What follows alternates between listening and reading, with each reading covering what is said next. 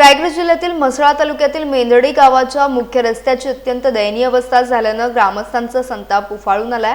गावातील मुख्य रस्त्यावर ठिकठिकाणी मोठमोठे खड्डे पडले असून या रस्त्यावरून प्रवास करताना वाहन चालक, विद्यार्थी, शेतकरी आणि नागरिकांना मोठ्या अडचणींचा सामना करावा लागतोय। पावसामुळे या खड्ड्यांमध्ये पाणी साचत असल्यानं अपघाताचा धोका अधिक वाढला असून अनेक वेळा दुचाकीस्वार घसरल्याच्या घटना देखील घडत असल्याचं ग्रामस्थांचं म्हणणं आहे। रस्त्याच्या दुरुस्तीसाठी संबंधित विभाग आणि शासनाकडे वारंवार पाठपुरावा करूनही कोणतीही ठोस कार्यवाही करण्यात आली नसल्याचा आरोप ग्रामस्थांनी केला। अखेर प्रशासनाचे लक्ष वेधण्यासाठी ग्रामस्थांनी अनोख्या पद्धतीने आंदोलन करत रस्त्यावरील खड्ड्यांमध्ये वृक्षारोपण केले आणि शासनाचा निषेध नोंदवला।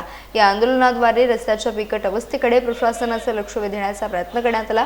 ग्रामस्थांनी स्पष्ट इशारा देत पुढील 5 दिवसांच्या आत रस्त्याच्या डागडुजीचे काम सुरू झाले नाही तर तीव्र उपोषण आंदोलन छेडण्यात येईल।